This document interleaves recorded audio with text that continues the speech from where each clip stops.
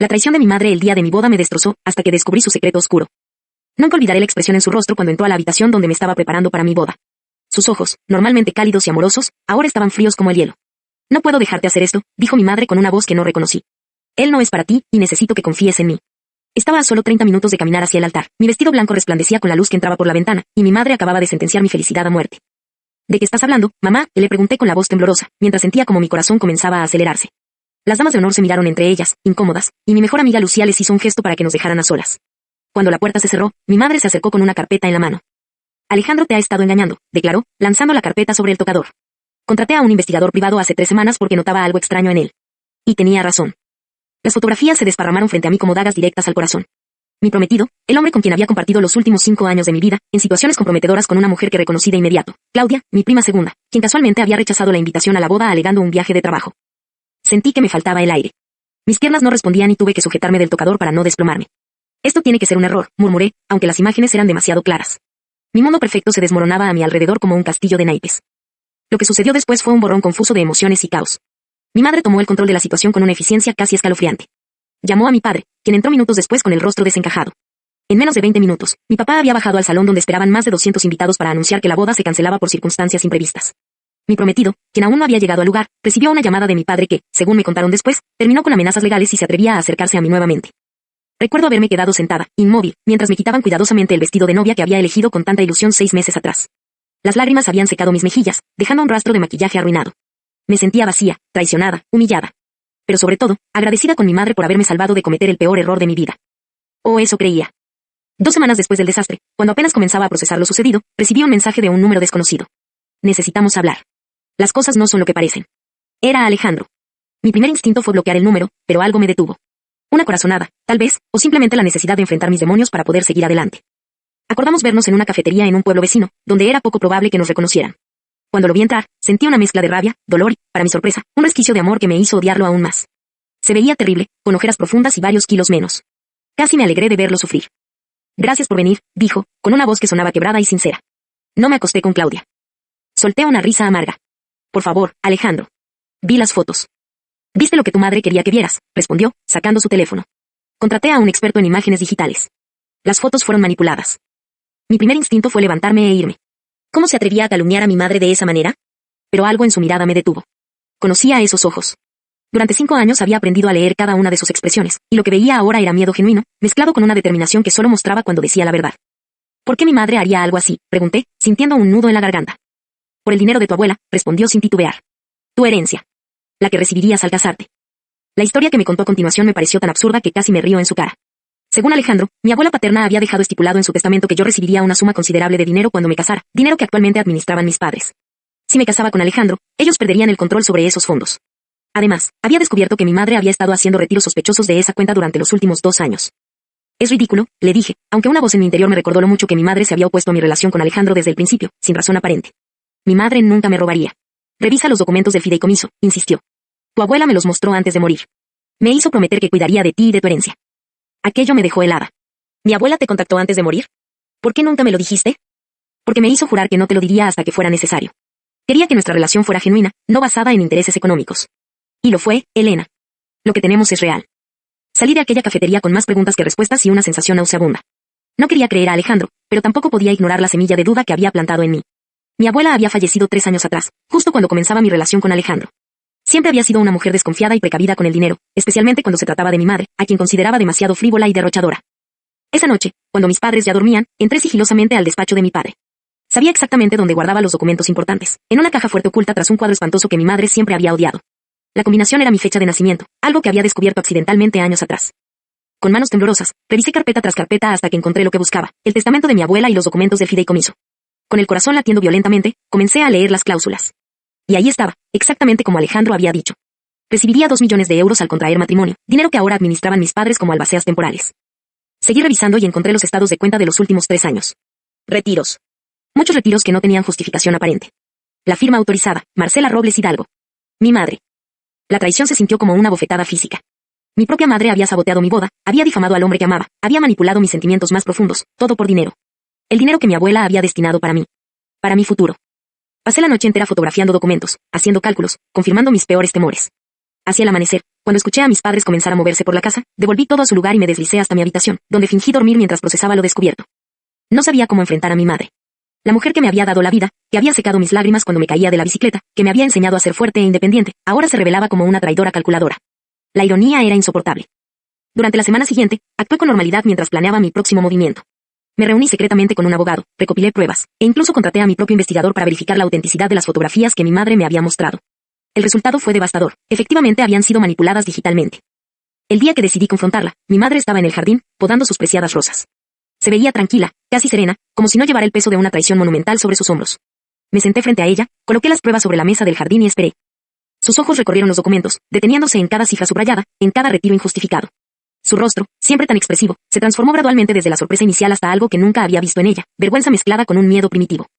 «Puedo explicarlo», dijo finalmente, con una voz tan pequeña que apenas la reconocí. «Adelante», respondí, cruzando los brazos para ocultar que mis manos temblaban. «Explícame por qué arruinaste mi boda. ¿Por qué difamaste a Alejandro? ¿Por qué robaste mi dinero?» Esperaba negativas, justificaciones elaboradas, incluso ira. Pero lo que obtuve fue algo completamente diferente. «Tu padre está muriendo», dijo, y su voz se quebró en la última palabra. «Cáncer de páncreas, etapa terminal. No quería decírtelo porque estabas tan ilusionada con la boda». La miré fijamente, buscando señales de mentira en sus ojos. No encontré ninguna. «El seguro no cubre el tratamiento experimental que necesita. Son terapias en Estados Unidos, nuestra única esperanza. El dinero era para eso. Iba a devolverlo todo cuando tu padre mejorara». Mi mente procesaba esta nueva información a toda velocidad. ¿Y las fotos? ¿Alejandro? Mi madre bajó la mirada hacia sus manos, que retorcían nerviosamente un pañuelo. «No podía permitir que te casaras si descubrieras que el dinero no estaba completo. Sabía que Alejandro te lo diría, él y tu abuela siempre fueron cercanos». «¿Lo sabías?», pregunté, sorprendida. «Tu abuela nunca confió en mí. Siempre pensó que estaba con tu padre por su dinero. Por eso se aseguró de que tú recibieras directamente su herencia, y por eso se acercó a Alejandro en secreto». La historia se volvía más complicada y dolorosa con cada revelación. Mi padre, el hombre fuerte y saludable que me había llevado en brazos cuando era niña, estaba muriendo en silencio mientras yo planeaba el día más feliz de mi vida. Mi madre, desesperada por salvarlo, había cruzado líneas éticas y legales que jamás habría imaginado. Y Alejandro, mi Alejandro, había mantenido una promesa a mi abuela incluso cuando eso significó perderme. «¿Dónde está papá ahora?», pregunté, sintiendo un frío repentino. «En el hospital. Tuvo una recaída anoche. No quería preocuparte». Me levanté de inmediato, dejando los documentos sobre la mesa. Las rosas de mi madre parecían demasiado rojas ahora, como si absorbieran todo el dolor que flotaba en el ambiente. El hospital olía a desinfectante y resignación. Mi padre estaba en una habitación privada, conectado a máquinas que pitaban con una regularidad inquietante. Se veía pequeño en esa cama enorme, como si la enfermedad lo estuviera consumiendo desde dentro. Cuando me vio, intentó sonreír, pero el gesto solo resaltó lo hundido de sus mejillas. «Mi princesa», susurró, extendiendo una mano temblorosa hacia mí. Me derrumbé junto a su cama, sosteniendo su mano como si pudiera anclarlo a este mundo con la pura fuerza de mi voluntad. «¿Por qué no me lo dijiste?» «Ibas a casarte», respondió con dificultad. «No quería arruinar tu felicidad». «Y mira cómo ha resultado todo», dije, incapaz de contener las lágrimas. La boda cancelada, Alejandro desaparecido, mamá desesperada. Mi padre cerró los ojos un momento, como si reuniera fuerzas. «Tu madre solo quería protegerme. Protegernos a todos. A veces el amor nos hace cometer locuras». Esa noche me quedé en el hospital, viendo a mi padre dormir intermitentemente, escuchando los pitidos de las máquinas como si fueran el tic-tac de un reloj que marcaba el tiempo que nos quedaba juntos. Mi madre llegó cerca de la medianoche, sorprendida de encontrarme allí. Nos miramos por encima de la cama donde mi padre descansaba, y no hicieron falta palabras. El enojo seguía ahí, la sensación de traición no había desaparecido, pero ahora estaba matizada por la comprensión. No podía perdonarla completamente, no aún, pero entendía sus motivos. «Voy a vender el apartamento que me regaló la abuela», dije finalmente. «Podemos usar ese dinero para el tratamiento». Mi madre negó con la cabeza. «Es tu hogar». «Papá es mi hogar», respondí simplemente. «Tú también lo eres, a pesar de todo». 3 días después, mientras preparábamos los documentos para la venta del apartamento, recibí una llamada de Alejandro. Su voz sonaba cautelosa, como si no supiera qué esperar de mí. «He estado pensando en ti», dijo. «¿Cómo estás?» Le conté todo, la enfermedad de mi padre, la desesperación de mi madre, mis planes de vender el apartamento. Con cada palabra sentía que un peso se levantaba de mis hombros. Había pasado tanto tiempo guardando secretos, manteniendo apariencias, que la honestidad se sentía como un lujo extraordinario. «No vendas el apartamento», dijo cuando terminé. «Tengo una mejor idea». 2 semanas más tarde, estábamos los 4 en una sala de conferencias, mi padre en silla de ruedas pero despierto y alerta, mi madre nerviosa pero digna, Alejandro con su traje de ejecutivo, y yo como mediadora entre todos estos mundos fracturados. Alejandro había reunido a inversores, había conseguido que la clínica en Estados Unidos aceptara un plan de pagos, y había negociado con el banco un préstamo usando como garantía parte de sus propiedades y mis futuros ingresos como arquitecta. Todo para que mi padre pudiera recibir el tratamiento sin que tuviéramos que sacrificar nuestro patrimonio. «¿Por qué haces esto?», le preguntó mi madre con desconfianza cuando terminó de exponer su plan. Alejandro me miró un momento antes de responder. «Porque amo a su hija. Y porque le hice una promesa a doña Carmen», dijo, refiriéndose a mi abuela. Mi padre tosió para aclararse la garganta. «Siempre supe que eras un buen hombre», dijo, extendiendo su mano hacia Alejandro. «Lamento haber dudado de ti». El tratamiento en Estados Unidos fue agotador. 6 meses de angustia, esperanza, retrocesos y pequeñas victorias. Mi padre luchó como el guerrero que siempre había sido. Mi madre permaneció a su lado día y noche, compensando con dedicación absoluta los errores cometidos. Y Alejandro se convirtió en el pilar que me sostenía cuando sentía que iba a desmoronarme. No retomamos nuestra relación de inmediato. Había demasiadas heridas que sanar, demasiada confianza que reconstruir. Pero trabajamos en ello, día tras día, con la paciencia de quien sabe que está construyendo algo que debe durar para siempre. Una tarde, mientras caminábamos por Central Park durante un descanso de las terapias de mi padre, Alejandro se detuvo frente a un pequeño estanque. Tu abuela me hizo prometerle algo más, además de cuidar tu herencia, dijo, mirando cómo los patos navegaban tranquilamente sobre el agua. ¿Qué cosa?, pregunté, intrigada. Que nunca te diría que fue ella quien nos presentó a propósito. Que orquestó nuestro primer encuentro en aquella fiesta de la universidad. Sonreí ante la imagen de mi abuela, siempre manipuladora pero con buenas intenciones. Eso suena exactamente como algo que ella haría. Dijo que eras demasiado lista y que si descubrías que había sido todo planeado, nunca me darías una oportunidad genuina, continuó Alejandro. Pero creo que ya hemos pasado la etapa de los secretos, ¿no te parece? Asentí, sintiendo una oleada de gratitud hacia mi abuela, que incluso después de su muerte seguía velando por mi felicidad. Un año después del desastre de la boda, mi padre estaba en remisión. Los médicos no usaban la palabra curado, pero hablaban de pronóstico favorable y respuesta excepcional al tratamiento. Mi madre había empezado a sonreír de nuevo, aunque las arrugas de preocupación ya no desaparecerían de su rostro. Y Alejandro y yo, estábamos en el jardín de mis padres, bajo el mismo cielo estrellado donde años atrás me había pedido matrimonio por primera vez. ¿Estás segura de que quieres intentarlo de nuevo?, me preguntó, sosteniendo una pequeña caja de terciopelo.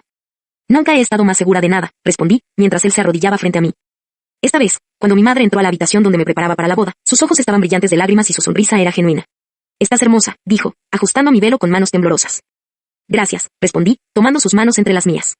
Por todo. Ella entendió lo que quería decir. Por luchar por papá, por enfrentar sus errores, por reconstruir nuestra relación desde los escombros de la desconfianza. Tu abuela estaría orgullosa, susurró. De las dos. Mi padre me esperaba en el pasillo, apoyado en un bastón pero erguido y elegante en su traje. Cuando me ofreció su brazo, sentí que el círculo se completaba. La traición había sido real, pero también lo había sido el amor desesperado que la motivó. El dolor había sido profundo, pero la sanación había sido aún más poderosa. ¿Lista, princesa?, preguntó mi padre con voz emocionada. Lista, respondí, pensando en todo el camino que habíamos recorrido para llegar a este momento. Mientras caminábamos hacia el altar donde Alejandro me esperaba, pensé en lo extraños que son los caminos del destino. A veces una traición no es el final de la historia, sino el comienzo de una verdad más profunda. A veces el dolor es necesario para descubrir de qué estamos hechos realmente. Y a veces, solo a veces, cuando atravesamos la oscuridad sin perder nuestra humanidad, la luz que encontramos al otro lado es más brillante de lo que jamás hubiéramos imaginado. Ahora, cada vez que alguien me pregunta por nuestra historia de amor, sonrío antes de responder. Porque ¿cómo explicar que fue una traición lo que nos unió más profundamente?